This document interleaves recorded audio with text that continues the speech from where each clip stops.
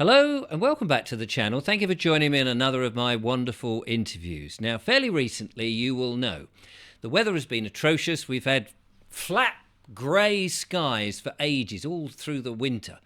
And it does seem to me that there is reason behind that it's been manufactured that way. And many times last year, since I've been running these videos, I've made videos in which I've said to people, look at the sky, isn't it strange? All these sort of strange marks, the noughts and crosses, or at least the grid pattern, four noughts and crosses going across there. And we've had people like Dane Wigington from America on, and we've had other people speculate and talk about these things in the sky. Now, apparently I've been told we mustn't use the C word, and not the word that makes you ill, that one, but the word about the trails that are blazoned across the sky.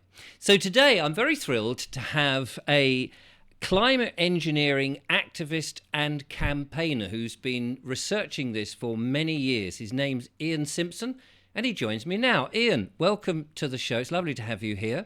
Richard, hello. And yeah, very glad to be here. Thanks for having me on.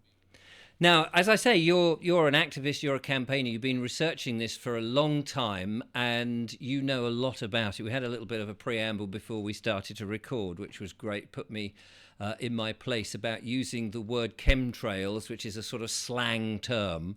And you did say something which I think was really important to get out. And other people have mentioned this to me, and I've sort of not paid as much attention. And that is, by getting the terminology correct, people take you a little bit more seriously. Could you just sort of again tell me what you told me a few moments Absolutely, ago? yeah. And it's something I became aware of after about a year to 18 months of being involved in this topic, which was, I came to see that as soon as you say the C word, it's almost like a trigger word. People change, Mm. and I don't really understand what's going on, some kind of mind programming, who knows. But I noticed that people would almost like switch off. Either that or they would try suddenly become quite combative and try to denigrate you or dismiss the topic. And even though they've never heard of it or never thought about it and never done any research, they seem to have these pre-prepared statements about why it's utter nonsense and you don't know what you're talking about and stuff like that, which in itself makes no sense. But I guess my point really is that so I use the term climate engineering. I know in America they use geoengineering, both equally as valid. But climate engineering is the official scientific term, and it has a dictionary definition. The large scale manipulation of weather systems or something like that. You could look it up. I can't remember exactly word for word, but that's pretty much what it's defined as. If you stick to the scientific terms, nobody can attack you for being a conspiracy theorist or, a nutter or paranoid, tinfoil hat, all the usual nonsense terms that Yes. are thrown at people such as myself and yourself and anyone else who tries to raise awareness about this. And also, it kind of elevates you to some extent to a more intellectual level because you're using the terminology that the scientists are using. So Yes. yeah, I think it's the best way forward.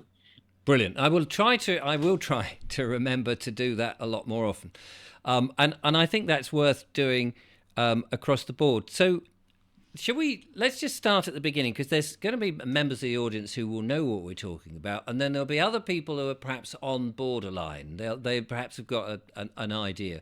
So let me, first of all, I mentioned that the winter seems to have been unusually cloudy, and it does seem as if rain has been the main theme, and cold winds. Is that a manufactured state? Is that something that they are doing, or could that just be a fluke of the weather for this particular time of year? No, no, no. Absolutely. Pretty much all weather is now manufactured, and I do accept that we use the term "they" because people like your audience and myself and others who are aware of all these things, we understand what that means. And Mm. again, some people attack it, but I think it's a valid term. Um, all weather is manufactured now, 100% on a daily basis all over the world. Very few. clouds you see in the sky are natural, possibly none at all. I haven't seen a truly clear natural sky for years now, years and years and years. Um, it's a global phenomena. Anywhere there are commercial aircrafts flying, there is weather manipulation.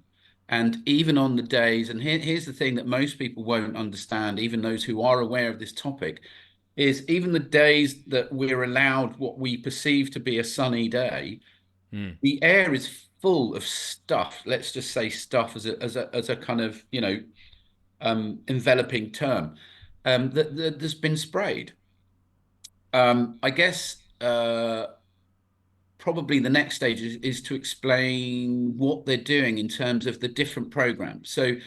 So far over, I started, let me jump back slightly. I started doing this in 2013. I became aware of it. I noticed it in the sky one day and I was like, oh my God, what on earth is that? And so anyway, 10 years later, I've got a pretty extensive and knowledge of exactly what's going on. And you can narrow it down to three essential programs. So one is the black trails. Now, the black trails, as far as I'm aware, is they're pumping diesel into the exhaust plume of the engine. A few years back, there were people saying it was additives in the fuel. There may be additives in the fuel. I don't know. I've got no way of testing, but that's not what's causing what we see. There's the black trail. So, as far as I'm aware, do you know what pylon pipes are? So, the pylon on an aircraft is the section between the wing and the engine. So, you have the wing and you have the Yeah. engine underneath. So, there's that kind of what's the word? Trapezoidal, is it the shape? It could Um, be. anyway, there are three. If you look at all aircrafts, there are three. All Airbus aircraft have three pipes like that, two long ones and one short one. Yeah. Boeing planes have one single pipe. Now, these are retrofitted systems and they pump chemicals into the atmosphere. So, going back to the original point, the black trails, what they're doing, they're using these pipes, and as far as I'm aware, they're pumping diesel into the engine, it combusts, or they're pumping what's called carbon black, some form of carbon compound. It could be buckyballs, it could be something else, I don't know, C60, stuff like that. Um, or um, there was something that researchers like Intercolumna discovered in the vaccines, which was sorry in the things.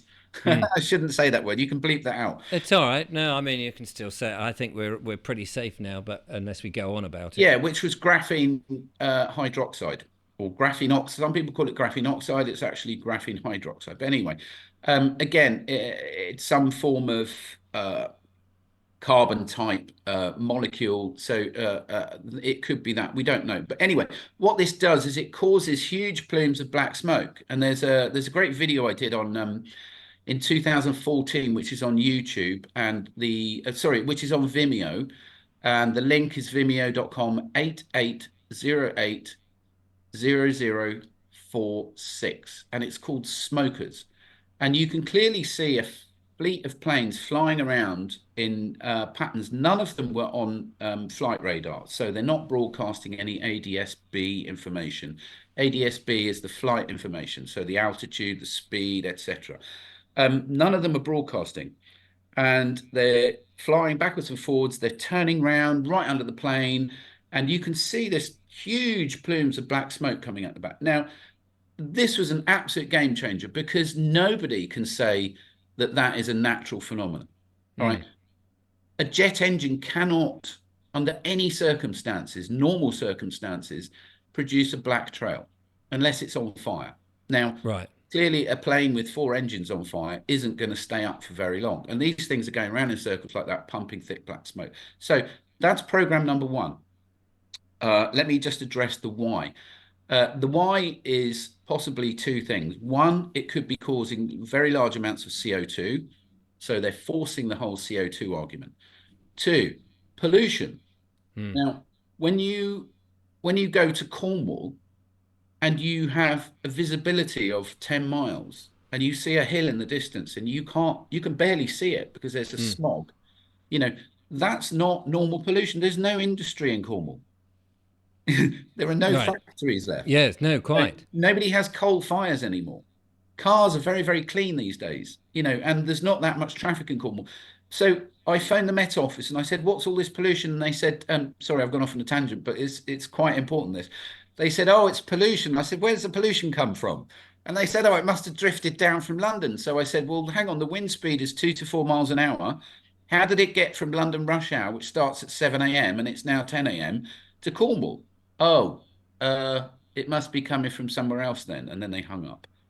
So you see my point. Okay, Yes, absolutely. they're just making this stuff up. So anyway, going back to the point. So it could be for two reasons. One, to encourage the whole pollution thing, which Steve Khan is using to tax people into oblivion. Mm. Something we can touch on again later on. Um, let's move on to the second one. So the second one is probably is the one that everybody recognizes and everybody sees every day, which is, the crisscross lines and the what are termed officially by the Met Office as persistent contrails. Now, the first thing to point out is there is no such thing as a persistent contrail. Even, natural contrails are actually extremely rare. And the official figures prior to me starting to investigate this were minus 57 degrees, which only tends to happen really at 37,000 feet plus or above.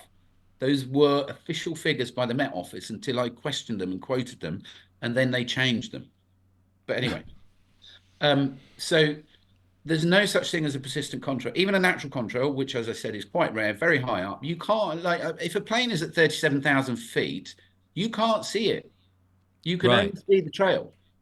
Okay, so what they do now is, and sorry, I'm digressing again. No, no. They broadcast false altitude data and you see a plane, and if you can see the tail livery and you can see the windows, that's Yes. not 37,000 feet. It's 16 to 20 max. If you can hear a plane, it's under 20,000 feet. Okay. And this is basic common sense and trigonometry and basic science. You don't have to be a genius to work this out. So, No. anyway, persistent trails. So, apart from the fact they vary from plane to plane, all modern jet engines use the same technology now. They're all high bypass turbofan engines. So none of them should be leaving anything. But you see different trails from different planes. Some are slightly shorter, some are very heavy and they spread out very quickly, some are slower. Um, and what they're doing is these trails, they either, so there are three pipes. So it's combination therapy. There are at least two, if not three, different chemicals they're spraying. And what they do is they mix in the air. And depending on the mix, which they can alter, they produce a very thick and defined trail, or they can dilute it slightly. Either way, they can control exactly how that trail behaves and how thick it is. But on a really bad day, you'll see a great big stripe in the sky. And Mm. that stripe will slowly spread out. And this is what people are seeing more and more and more. And they're trying to hide it, but they can't. More and more and more. And so eventually there's another one, and then another one, and then another one. And then they all kind of merge together, and you get what's called a whiteout. So the Yes. entire sky is basically white. And It's we've like that's what we've been seeing very, very exactly. frequently. Yeah. Now, there is a way of kind of disguising this to some extent, and that brings us on to the third program. So the third program are what I call induced cumulus. It's a term I coined, basically. Induced, obviously, because they're false, they're fake, they're Yeah. created, and cumulus because they look a bit like cumulus clouds because they're sort of fluffy and kind of slightly cloud shaped. Um, Again, they're not real. Now, the way they produce these is they spray these tiny, tiny, tiny little plastic fibers, micro fibers, into the air. Now, what happens with these things is all the phone masts around the country have some antenna on the top. Okay, and this is a dedicated system which is run by the Met. I believe, I have to say, I believe, because I don't have direct proof of this, but everything I've worked at over the last 10 years has led me to believe this. So it is to some extent speculative, but I'm pretty 100% on this. The Met Office have some kind of mainframe computer that controls this antenna system. Okay, and I'll get onto why in just a Mm. second. Mm. So it charges the atmosphere, ionizes the atmosphere. as the atmosphere becomes ionized, all these little plastic fibers form these little fluffy clouds. Okay. And this is what the way I discovered this, the first clue to this was I was at the coast and I knew that these clouds are fake. Okay. But one day I thought, oh, hang on a minute. They seem to be appearing at the coastline. And then on another occasion, soon after that, I noticed they were disappearing at the coastline. So of course you'd have a great big bank of cloud, and here's the Mm. coastline, and they'd come along, and they'd just disappear. So prior to all these offshore wind farms, and I'll expand on that in a sec, you never, ever, ever saw these clouds over sea. Mm. Persistent trails are independent of anything else. You would think It's- so. yes, they're sprayed, they form cloud, and they sit there. Yeah. Okay? They don't rely on any other technology, whereas the induced cumulus rely on what I believe is a system of ionizing antenna across the country. And here's the other thing. So when you go to the NASA Worldview website, so this is a weather monitoring satellite. Now, unfortunately, it only passes over once a day. So you only get a snapshot and it changes each day. So sometimes it can be 5 a.m., 10 a.m., 4 p.m., blah, blah, blah. But you get a pretty good idea of what's going on a daily basis. And it's an invaluable resource. What you see is that these clouds form in rows across the country, either up and down or like that, or, any particular direction. Now, um, I thought, okay, I've got them. So what I'm going to do is I'm going to plot all the locations of all these antenna, and I bet you they will match the lines. So I found a website that has all these antenna, but guess what they've done? If you use Google Maps as a foundation technology for a mapping system, you Yeah. can zoom in and out, can't you? Yes. So you get lots of points of reference, and then you zoom in and you see more of them, blah blah blah. But on this particular map, although they're using Google, as far as I'm aware, you can't see more than one at a time, I no see. matter what you do. And the reason they've done that is, I believe, again, speculation, is to hide the pattern. Because if we match the pattern of the clouds to the pattern of the antenna, that's a pretty clear Yeah. sign that they're linked. So we can't prove that as yet. However, I'm absolutely, again, pretty convinced that that's what's going on. But there's some great videos on my website, on my Vimeo channel, which shows these clouds forming. And you can see this. Go to the coast. Make sure there's no offshore wind farm near you, because that's how they've managed to extend this cloud formation into the sea, off the coastline. Right. Okay. So I am on the coast, and we do have the Rampion wind farm. So I'm buggered. So Okay, so it would go. So what you're saying is that the wind farm, the offshore wind farm, would have antennas on them, which means that they can extend these. 100%. Right. Yes. And And but I, but I, I but believe, beyond that, so in other words, if you were in a fishing boat and you managed to get past the Rampion or whatever the offshore wind farm is, it doesn't have to be a fishing boat, by the way. You could be in any kind of boat, but as long as you get beyond that, you could see this sort of strange line forming that effectively the well, if you're not in range of land, and I believe the range of these antenna is a few miles, no more than a few miles, because they're spaced every few miles. yes, And the Brighton, so I'm in Hove basically. So we've got the Brighton wind farm, um, and it's 8 miles offshore. So I would imagine that the range of the antenna is probably about 4 miles, yeah, 4 to 5 miles, which kind of makes sense because that's kind of how often these antenna masts are spread. yes, And I think they did that once I started publishing videos of these things disappearing at the coast. So if the wind is blowing towards the sea, obviously the clouds disappear, and you can see it if you mm, time lapse. The greatest weapon you have is a time lapse camera. It really is. I've got some of the most mind blowing videos with time lapse cameras. and it's a TLC 200. I can't remember what the make is now, but if you type in TLC 200 time lapse camera, they're reasonably cheap. And this is the thing: nobody has the time, apart from myself and other people as dedicated as myself, to sit there and watch the sky for hours on end. Because we're all busy and we're all Yeah. stressed and But broke. I can see the point. A time lapse camera. Yeah, I'm time surprised we lapse, haven't you seen more cannot of them. argue with that. Okay, Yeah. and you see it happening, and you see the patterns, and it's absolutely mind, and you catch all sorts of stuff going on. Um, so that is a third program. The third one is possibly the most disturbing, because, and we go right down a rabbit hole here. So um, I'm doing a talk on at the AV14, as you know, and the talk is called "The Invisible Sky." Hmm. And nobody, the reason they're getting away with this, and the reason most people don't care, is because they can't see it. Now, everyone has a slightly different lifestyle, okay, but there are certain things that people are doing more and more and more of that interfere with the mechanisms by which they hide this thing. So these tiny little plastic fibers, okay, they collect on your tongue, they have nanotechnology in them, and they form into these structures. Now, somehow these structures are interacting with us.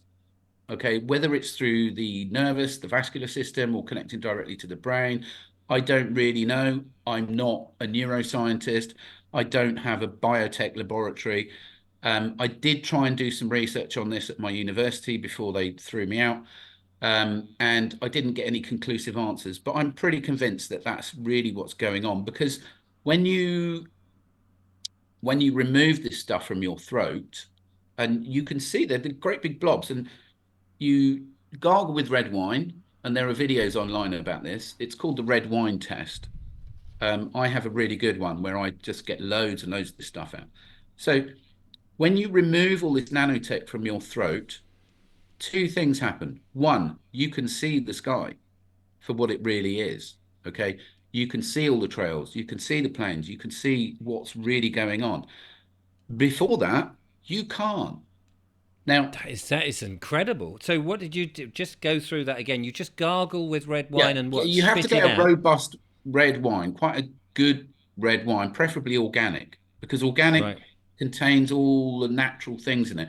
Most of the wine you buy in supermarkets is what you might call denatured. It has Mm. all the goodness taken out and possibly nasty stuff put in, but it doesn't. It works to some extent, but it's not as good. So if you get a Yeah. robust organic red wine, gargle. Um, and the first time you do it, you have to do it for quite a while. After that, it happens quicker. But all this stuff comes off the back of your tongue. It's at the back of your tongue as your tongue goes down there. It's all there. So you can gargle it, and you suddenly you notice all these blobs in your throat, and you spit them out. Spit them onto, like blotting paper, thick art paper. Mm. Okay. And what it will do, it will dry onto the paper, and then you can look at it, even with the naked eye, you can see there is a structure to this thing. I call it, it's like a biosynthetic organism. Um, there's a kind of a main branch. Sorry, I'm kind of drawing on my hand, which you can't see on Yeah. the camera, but No, no. um, Sorry. I do have these somewhere, but I don't have them ready to show No, here. no. That's okay. Uh, but it looks like those pictures we used to see of in the biology books at school, and it would have the nervous system, and then it would have the vascular system. That's Right. what it looks like. It looks like the vascular system. So there's a main branch, there's all the ones coming off, and then there's all the little I can't remember what they're called now, what are vesicles, or I can't remember, capillaries Yeah. coming off it. Capillaries and It's like a bloody organism, right. literally bloody, sorry, Yeah, yeah, literally. because you've used red wine. So what's happening here is, because whatever the color of the thing that you've used, and you can use certain fruit juices as well. Apple juice is really good. Plum juice is really good. Now, quite what it is in these liquids that is making these things release, I don't know.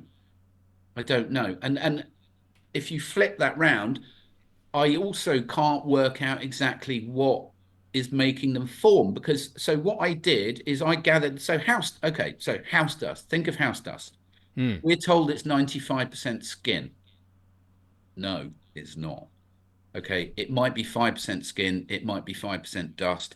Most of it is tiny plastic fibers. Okay, so get a piece of glass, so big, a foot by foot or larger, whatever. Get a razor blade, leave the glass out for 3 or 4 days, and it will have loads of this stuff on it. Scoop it all up with a razor blade, put it into a little blob, and look at it under the microscope, and you will see it's tiny plastic fibers, thousands Mm. and thousands and thousands of them. And that's what, when you see these hazy skies, that's what you're seeing, is you're looking through trillions and trillions of these things. Now, as we breathe in, they settle on the tongue. Somehow, something in the mouth is making them form. Now, again, it requires electromagnetism. So your phone, the phone masts, Bluetooth, Wi-Fi, all these things. So it needs electromagnetism, EMF, Yes, to work. form. But here's the thing. So I collected these things and I put them into a lump, and I put saliva all over them, and I had my phone there. Nothing happened. Okay. So how is it forming in the mouth and not forming out of the mouth? So there must be some kind of protein or salivary amylase, or some other um, reagent in the mouth that allows these things to form. So it needs, and this is why they're so keen for us all to have Wi-Fi everywhere, because that's what these things rely on. Now, Right. going even deeper into this, whether it's quite possible that the Wi-Fi is programming these organisms in some way, or receiving or transmitting or something like that. I don't know. Again, this is real, quite deep speculation. So I'm not really sure, but somehow these structures, or biosynthetic organisms, are interacting with us. Okay. Now, going back to my original point, which was people can't see the sky Mm. until they remove these things. So these things are preventing us seeing everything that's happening. So I'd say that is absolutely fascinating. So Yes. I was gonna ask, one of the questions was, they're spraying it with all these different things. We'll get into the purpose and all of those other questions. But what always struck me is presumably it's coming down. What goes up must come down, unless that's a lie. But whatever it is, we are ingesting. So the question is part of this to block the sun? And is part of that for us to ingest it? And surely those that perpetrate this are also ingesting it, unless they have some capsule that they live in where they don't. Okay. All of the above. Great. So I'm glad we've solved that. um, the so there are several primary goals of climate engineering. One is to block the sun. Okay. On the grounds, they will one day say, "Oh, we had to do it to protect you against global warming," which we all know is utter rubbish. Yes. Um, And that is that. I mean, that is the excuse that we're hearing, is of that they're course, dimming the yeah. sky, and yet they're putting up I mean, every. I'm saying this as as far back as late 2013, that they will use that as the excuse for having done it. It's there's a corporate mantra, isn't it? It's easier to say sorry than it is to ask permission. Mm. And that's kind of their modus operandi, really. Um, where was I going? Sorry, repeat the question. Oh yeah, sorry, all Yeah. of the above. Okay, so the fundamental, really, if sunshine is incredibly important. It's so many ways, so many ways. Mood, um, Yep. vitamin D. So I was banned from Twitter, now called X, for stating that vitamin D is fundamental to supporting our immune system against viruses. It allows Yes. us to fight against viruses. And what happened? We had a viral outbreak, or so we were told. But anyway, Mm. let's not go there. So sunshine is fundamental to our health, mental health and physical health. Okay, so that's one aspect. If you block the sunshine, you make people miserable and you make them unhealthy. Okay, Can because I'm just going to interrupt you there, of course. only because you mentioned about viruses and airborne things and on all of that, and yet, isn't it funny that in March 2020, when people were trapped in their houses by a government diktat, that the skies were clear? And if, as you say, vitamin D is so important to get rid of viruses, yet we were told there was a virus, and yet we had copious amounts of more sun than you could shake a stick at. Well, certainly down here on the south coast, but everywhere it seemed the skies were clear. So either the pilots were also locked down, or, which I don't think they probably had the worry about, or that was just telling us that they were telling us lies about certain medical things. I mean, that's a huge tangent, which we probably haven't got time to go on. I mean, the whole thing was a scam. The whole COVID thing was a scam, of course. Anyone with a reasonably well functioning brain should have worked that out by now. Mm. Um, just as a side point, I was monitoring aviation out of Heathrow during the whole kind of lockdown thing, and there was still 100 flights plus a day going in and out Right. of Heathrow. Okay, Oh, okay. and were they empty? Who knows? Apparently nobody was flying. But here's the No. thing: they have to keep the planes flying because if they don't, the sky will clear. Yes. Okay, And can then I? we see this. Then we see Yeah, it for what it is. actually, I'm just going to write a note here. Pricing. Okay, that's something I want to talk about as well, but not now. So, what are the other reasons? So, the other reasons are to poison us with assorted toxins and chemicals. Now, um, here's an interesting story which happened to me in, oh, blimey, it must have been late 2013. I was on a flight and I was on my own. I think I was coming back from Italy, and suddenly the cabin got really hot and I got really tired and I fell asleep. And I noticed that everyone else, when I started coming round, I noticed that everyone else was also asleep. Now, I thought that's really odd. And it took me the best part best part of 3 years to kind of mulch this through in my head. And I suddenly realized what had happened. So have you heard of something called aerotoxic syndrome? I have, but I don't know much about Right. it. So aerotoxic syndrome is the term given to cover up harm produced by trails inside an aircraft, inside the fuselage. So if you're traveling on a plane, so imagine a plane passes behind another plane, it goes through the exhaust plumes. Yes. Okay. Now, all but one airliner have air coming into the cabin or the fuselage, let's call it, yeah. Um, so you're breathing in the air from outside. Okay. Right. So if you go through a trail, You're what breathing in. happens? Yeah. You're taking in the air from that trail.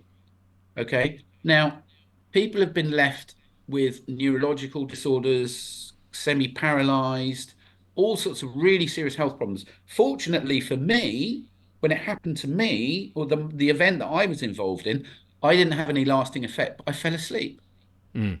for I don't know how long, but the whole plane just suddenly fell asleep. God knows what happened to the pilots. No Well, I was idea. just going to say, presumably the pilots had the same Well, I problem. mean, they have autopilot, don't they? I Mm. really don't know. I wasn't in the cockpit. I have no way of knowing that. And to be honest, I didn't at the time. I didn't know what was going on anyway, so I didn't even think Mm. about that. But here's the thing. So, what does this suggest? So, one, aerotoxic syndrome is an indication that toxins are contained within the trails. So there are all sorts of, hydrocarbons that could be doing horrible things to us. But the fact that a whole plane load of people fell asleep at the same time. Oh, I've got a warning saying your internet connection is unstable. So let's hope that that doesn't go. The fact the whole plane fell asleep at the same time would suggest sedatives. Mm. So that could be another thing that they're spraying. Now, again, can I prove that? No, I can't. But all these things. I came up with in just sorry, another little tangent. I came up a few years back with a thing called conjectural focal point. So it's often argued, oh, that's just one example. You can't prove that that happened. You can't prove that that's that. So if you draw a circle and you draw a line that pointing into the circle from a direction, that's just one line. It doesn't mean anything. You could say, well, that's coincidence. Okay. Mm. If you have loads and loads and loads and loads of lines all pointing towards that center, collectively, they suggest that something's going on. And that's really kind of how this topic works when you get really deep into all the different aspects of it. Individually, it could be argued that, that could be coincidence, you could be wrong, this, that, and the other. But ultimately, when you look at the picture collectively, all these things point to the same thing, that they're poisoning us Mm. and they block the sun. So we have blocking the sunshine, vitamin D, possible toxins. You mentioned the fact that, how do they protect themselves? Now, um, okay, so again, I don't know all the things that they're spraying even after my 10 years because it's very difficult, unless you get up there with a canister and then take it to a laboratory and spend loads of money and time and stuff. I haven't had the time and the funds to do that. Um, I have I'm pretty sure that they're spraying barium. Okay, barium is touted quite widely as one of the components. Um, while I was still in my university job, we had a biotech lab, and I did do some testing on people's hair and people's nails, and all the results came back very high for barium, strontium, and a couple of other things which I can't remember now. I can't remember. So barium. Uh, Can they protect themselves? Yes. Okay. So I discovered that barium has an affinity to the sulfate ion. So if you take, there's a thing called for joints, I can't remember what it's called now, something sulfate. That has a sulfate ion. And I was on those tablets the second time I did my hair test. So the first time I had very high barium. The second time I had no barium at all. And I was like, oh, that's a bit odd. How have I gone from really high to nothing? And I noticed that I was taking these tablets for joint pains. All right. Um, I then tested this a few months later and I wasn't on those tablets anymore. So I did another hair test and it was not as high as the first one, but it was up again. It was elevated again. And Mm. I thought, okay, what else is sulfate? Epsom salts. Okay, so I took some Epsom salts and repeated the test again, zero. So I'm not a chemist. However, from this, what I'm thinking is that what they've got is for the stuff that they're spraying, they have what you might call an antidote. In this case, it's anything with a sulfate ion. Barium has an affinity to sulfate, so it takes the sulfate ion, it forms barium sulfate. Barium sulfate is soluble, and you excrete it in your urine. So that's one example. Strontium, no idea. There might be a way of removing strontium from your system. I know that oh God, what's it called? I can't remember now, but there's a way of getting heavy metals and fluoride out of your system, and it's a fruit, and I can't remember the name of it now. It's I don't know. It's Mm. gone. Point being, I do believe that there are ways that they can protect themselves. Okay, either with an antidote, or here's another thing: some of the things that they are doing are what you might call combination therapy. So individually, that thing doesn't harm you. But when you do that thing in the body, they combine and they form something that's harmful and that harms you. So they know that's fine and that's fine, but just don't do them together. Mm. Okay. I can't think of any examples off the top of my head, but I'm pretty sure that kind of thing exists as well. I know there are people who have done a lot of research into food additives. And that's very much the case with food additives, with chemicals they add to food. So, that's okay. That's okay. But when you put them together, it forms this third chemical, which is incredibly harmful. So what Yeah. you've just suggested then is if you eat, say, something from a supermarket that's highly produced, it could have something in that will be affected by what's being sprayed, but that they are unlikely to go to a supermarket and eat that kind of food. They're more likely to have healthy organic food because they are super rich and got the resources. So they can protect themselves that way, whereas the vast majority of people ignorantly head off to the supermarket and buy nutrient-free chemicals disguised as something you might want to eat, and somehow they manage to survive the next day. God knows how that works. But so there could be a link in people who are having, I don't know, cancers or other problems escalated by a combination of the spraying and foods Well, I mean, it doesn't or have to water just in be the the water. spraying. I mean, I'm pretty sure that goes on with the stuff that they are spraying. Right. But it could be anything. It could be a combination of, for instance, cured meats, so bacon, anything but prosciutto because it's a protected brand, so it only has salt. But they have things called they're preservatives, so E250, E252, so sodium nitrite and potassium nitrate. I think at least one, if not both, are linked to colon cancer. Um, they don't tell you this, and as soon as I started broadcasting us on LBC, I went on. I think it was in 2016 on Nick Ferrari, and I put this forward, and I said, look, avoid bacon with these things in it. Again, whether that individual chemical causes the colon cancer or whether you can eat bacon, but just don't eat it with that, or don't eat it with fluoride, or don't eat it with that. I don't know. But definitely, what they're saying, what they're trying to do, we all know they're trying to get rid of meat. Okay, they want us to eat bugs. So they are adding these chemicals in and then going, look, see, meat, it's causing colon cancer. Don't eat meat. But it's not the meat that's causing colon cancer. It's the preservatives, which they now call curing salts because they don't want to call them preservatives because everyone's aware that preservatives are bad for you. So what do? They try and disguise them. So they change the name to curing salts. So again, they're really sneaky. And if people struggle with the idea that there are rooms full of people who sit there and go, right, how can we kill them today? But they do. Yeah. That's exactly what they do. They have creative teams who sit around. Bilderberg, obviously, we all know about that. Who sit around and go, okay, well, they know about this now. I don't think that's really working anymore. What else can we do? I know. How about we put that in that? And well done, Jeeves. Jolly good. Action that one. Jolly good. Uh, and this is I call it cat and mouse. So they are constantly looking for new ways to poison us. And As why? I mean, presumably they. I mean, if they wanted to kill us outright, they could have done that donkeys ago. well, how? Well, I suppose they could have poisoned the water with something really horrible, or they could have sprayed something like arsenic or something, or gas or something in a much more concentrated form.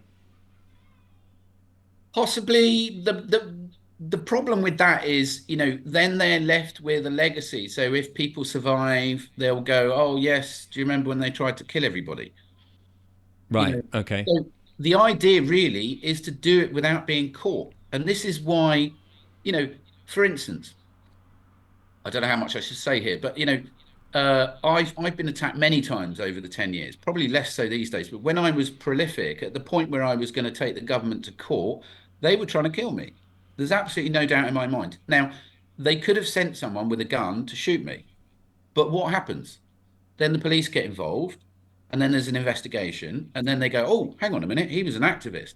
Oh, who's this guy? He's linked to government and blah blah blah. Hang on, what's going on here then?" It's really risky. Killing people is not as simple as. It's not a thing they want to do unless they really have to. They will do it, and I think the guy who was shot on the train. Do you remember the 7/7 bombs after that? Yes. Yes. Yeah, so he was shot in the head on the train on the grounds that he was a terrorist. Okay, that's really risky stuff. So he had obviously discovered something incredibly important that could have brought the system down. So they had to get rid of him. I was not such an immediate threat. I was taking them to court. They wanted to get rid of me, blah, blah, blah. So what they do is they poison you because poisoning is very difficult to prove and nobody thinks of it. If you go, oh, I wonder if he was poisoned, the police will go, oh, don't be silly. And that unfortunately is the reaction of the police. They're just like, oh, come Yes. on, don't be silly, as though nobody's ever been poisoned. I mean, it's ludicrous. But the point being is, they won't take drastic action unless they really have to. It's much better to do soft, slow kill, and Mm. also because they need some of us left. They can't get rid of all of us. Who's going to build the houses? The Well, robots yeah. can't build houses yet. When they can, they will get rid of us. Well, robots won't need houses, I suppose. So, okay, now you wrote down pricing, and I was going to ask you, this must be costing to spray the skies continuously an absolute fortune. And not only I can tell you that, exactly how much, but go on. well, we'll come to that in a second. My other point was surely there must be factories producing all these Oh, quantities in huge numbers, and surely somebody somewhere in there must be going, what is this used for? And then what about the materials themselves? Is there a scarcity of what it is that they are shoving it? Will they run out, or will they just keep going to something else? So there's a number of okay. curious So questions. I wasn't going to go there because this is a huge rabbit hole. I wasn't going to go there in this talk, but seeing as you asked the question, Well, don't say um, anything that will get me banned, but at the same time, just no, no, push no, us in a not at direction all, of not at all. curiosity. Um, okay, they're not there. There is no factory, not on the ground. Okay. Okay. Again, you cannot conduct an operation of this size and have lorries going around, with C word chemicals written on it and a Yeah. driver, blah blah blah. No. So How useful would it have been if that was it? I That know, would be or like in a the comedy C film. word Yeah. production factory, Yeah. with lorries coming in and out. Yeah. I mean, it's just unthinkable. So what they do is, airports are very strictly controlled. They have their own legislation. You Right. cannot go airside unless you have security clearance. Yes. But it's even deeper than that. So even within an airport, the structure of the airport, and this is something I've researched quite a lot of, and I've spent countless nights at airports filming, staking them out. Even within the airports, they have dedicated small teams of people who move the chemicals around. Nothing goes by land. So it's flown in and it lands and it's taken from what I call tankers and it's offloaded and then it's distributed among all the smaller planes, which then go out and fly all over the UK or whatever country we're discussing, and they spray them locally. Okay, we do have international sprayers as well. So they will come from Frankfurt or Amsterdam, are two really big hub airports. But that's what happens. So where are they coming from? Mm. The Gulf of Guinea is one place I've identified. So it used to have an airstrip. So if you imagine Accra and then another line, if you draw another line, basically, I'm trying to think where it is, but if you look on the map to 00 east, 00 north, that's pretty much where this is. And there's a tiny little island there, which I believe is the center of production for the Atlantic side of the world. Now, I'm pretty convinced that there is also one on the Pacific side of the world, possibly Diego Garcia, if you know what that is. It's an American military base Mm. connected to MH370, etc. Let's not digress. Um, but what happens is, and I before I published this, and I wish I'd never published it because as soon as I did, they got rid of it. Flights were coming in from South America. They would divert to this island, pick up the stuff, and then they would go back to their path, carry on, switch on ADBS again, and go to Paris, Frankfurt, Amsterdam, all the hub airports in Europe. And again, they offload, distribute amongst the smaller aircraft, and then they go off and spray more locally. Okay. So how do we know this happened? Simple, because if you look at from Sao Paulo or Rio de Janeiro, you see a flight number and then you see it pop up at this location in zero.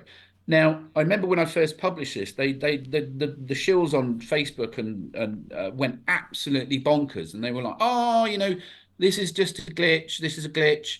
It's to do with the coordinates. When something doesn't have a proper coordinate programmed into it, it automatically reverts to zero."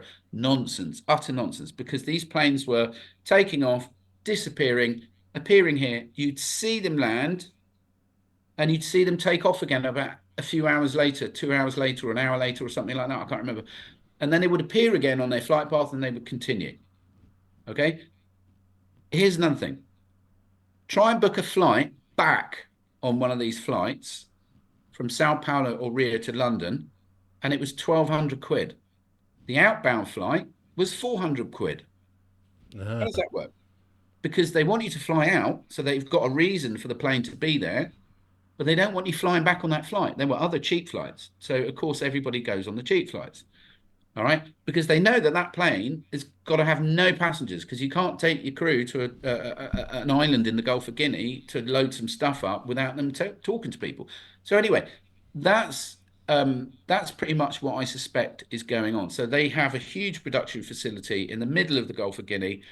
They load these things on. Do you know what ULDs are? Unit load devices. no. Okay, imagine the shape of a hull of an aircraft.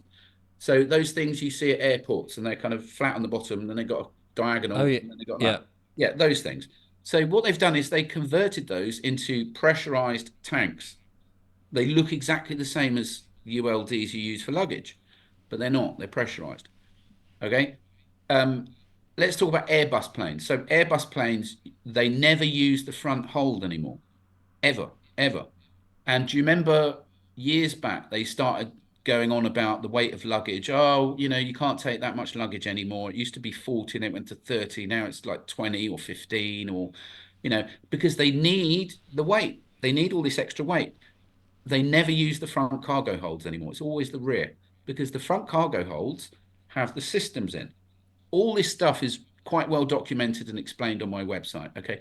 And this is what happens when you're a real world activist and you go out there and you sit at airports from 3 in the morning until 10 in the morning with a great big camera and a long lens, you watch and you find out and you discover. Mm. And when these tankers come in with all this stuff, they land, they've got a published passenger list.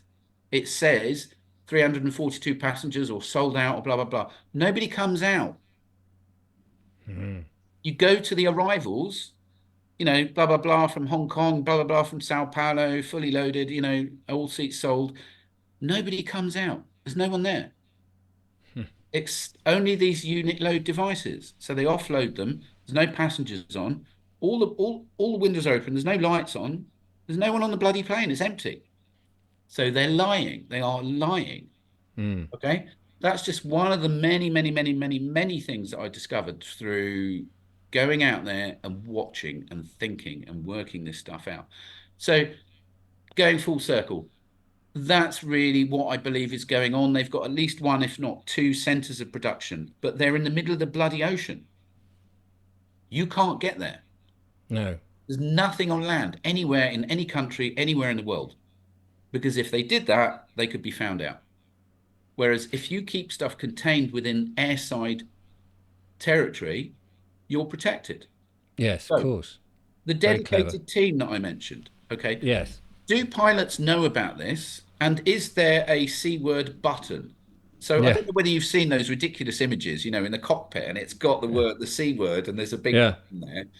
No, it's nonsense. Somebody's made that just to take the mick out of activists. Okay, there's no such thing. So what I've worked out is that these systems are controlled by satellite. Okay, so they're automated. So, and this is how, they look at the sky and they go, well, look, there's a patch over there. And sometimes you'll see the trails all ending at a certain point, Right.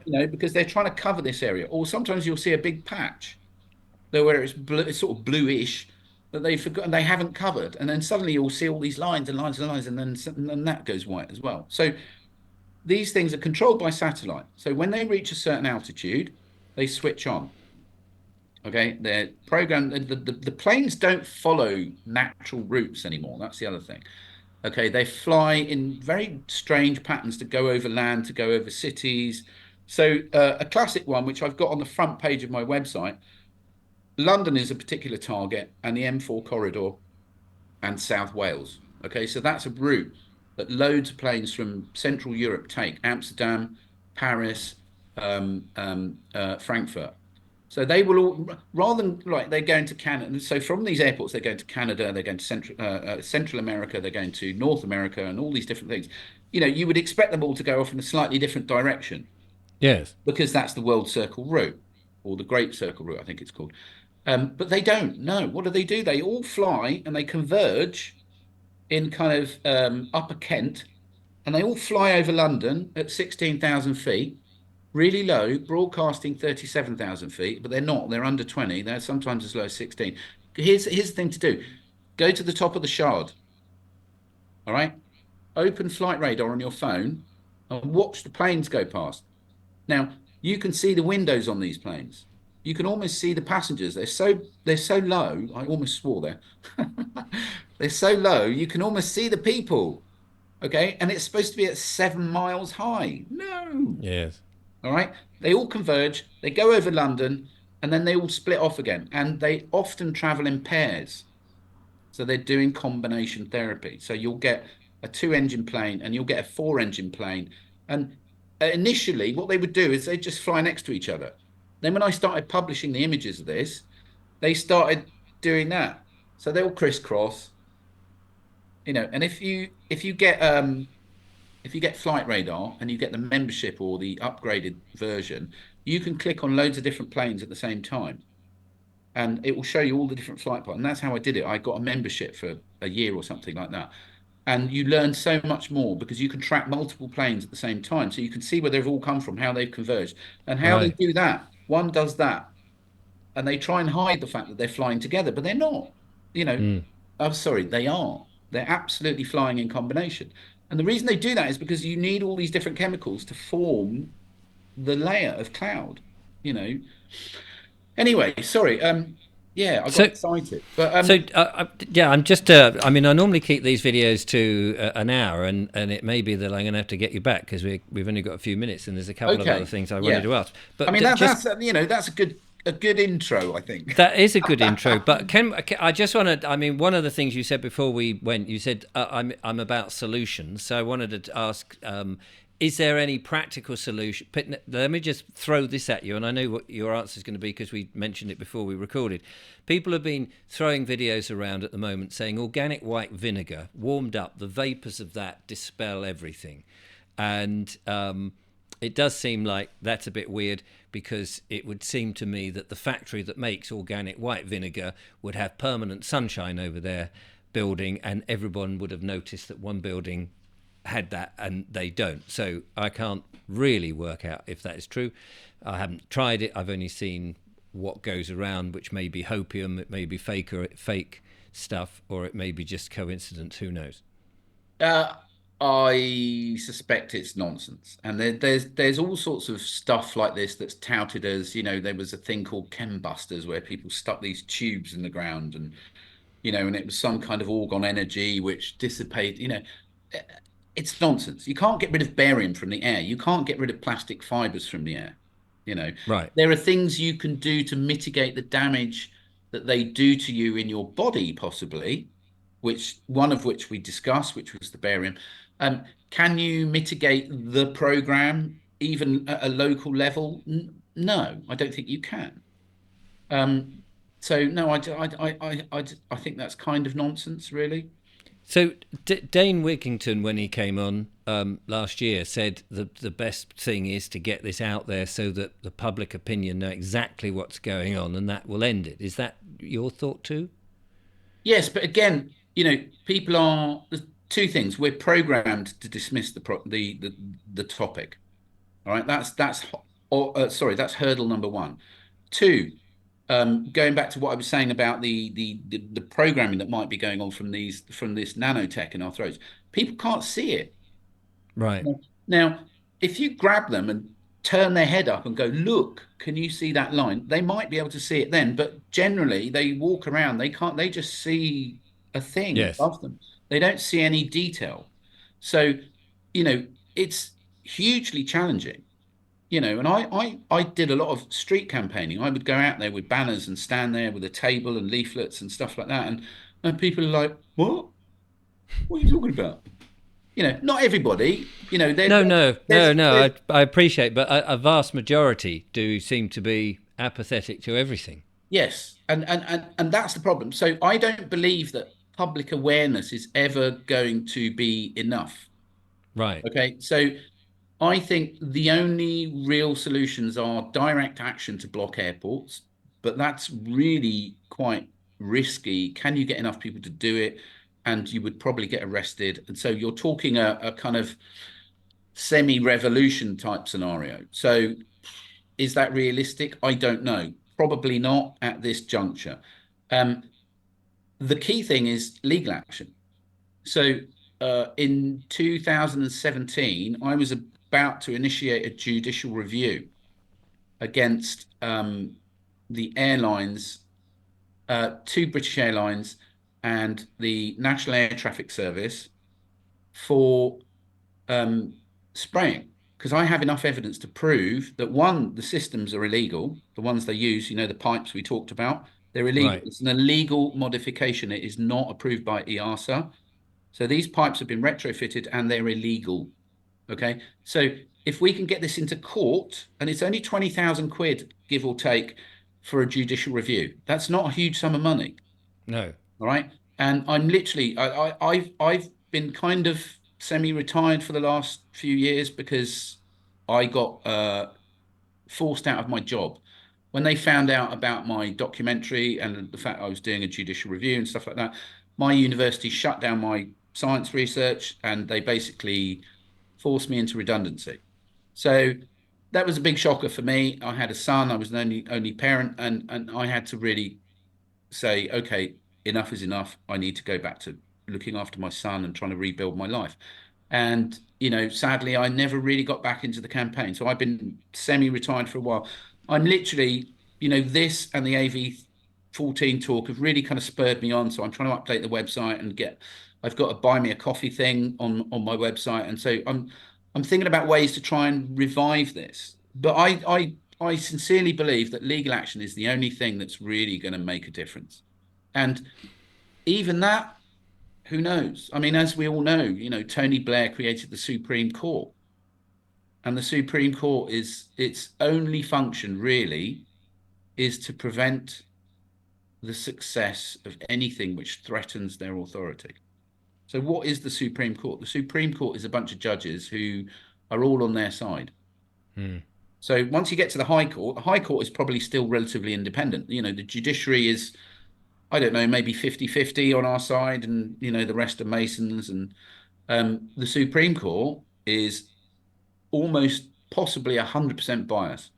So if you get to the High Court, which already costs vast amounts of money, um, you then have to go to the Supreme Court, which costs even more vast amounts of money, and you'll Yes. fail.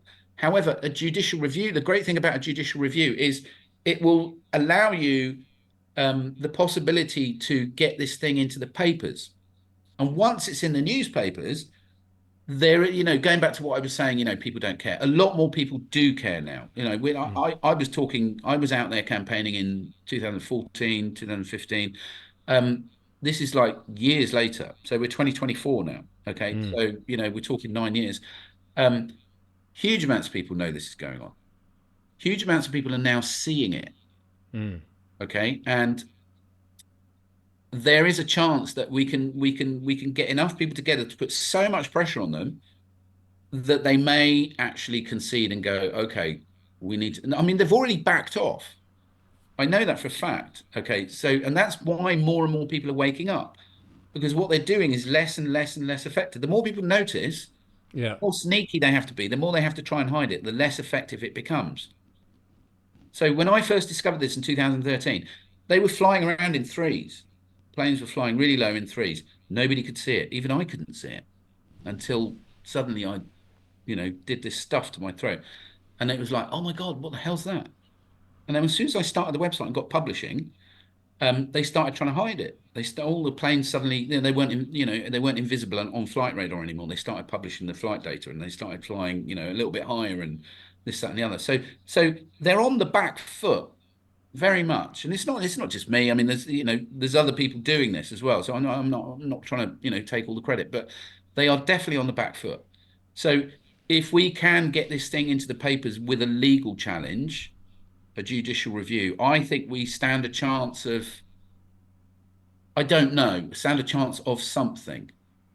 I can't really say what that something No. is, but if you just go out there and campaign and give out leaflets and stuff, they don't care. No. It doesn't achieve anything. And I'm not trying to be dismissive of people who do that, because I spent years doing that. I spent a fortune on banners and leaflets and this and that and the other. But um, I don't know. I I I think we're winning, but very slowly. And I think legal action is the way forward. I think that's probably my conclusion. Let's end there on Yeah, a semi-positive note. But obviously, there is a lot more to this. People can go to your website and look up and find out more. You're not too far from me, so we may have to meet up and have a coffee sometime. You can tell. absolutely. Yeah. I mean, you're just on the coast a little bit. Yeah, absolutely. Your website is look-up.org.uk. I'll put the link in the description. And as Ian said, there are lots of interesting videos to go and have a look at. What fascinating conversation. Thank you so much. That's been really enlightening and frightening at the same time. However, we've left people with a little bit of hope. And I guess the more people know about it, the more, and if people can talk, as you said right at the beginning, in the scientific terms, then it does help a hell of a lot. So there we go. Climate engineering is here. And when you get a day of sunshine, you've got to thank the nasty people for allowing us to have it, I suppose. Yeah, literally. What kind of world are we in? Dear, oh dear. Ian, thank you so much. I really appreciate it. Richard, it's been an absolute pleasure. And thank you so much for having me on. I will be back with more monologues and wonderful guests. But in the meantime, look after yourself and look up. See if you can see it. Gargle with red wine. See what comes out. Until the next time, thanks for watching. From Ian and I, goodbye.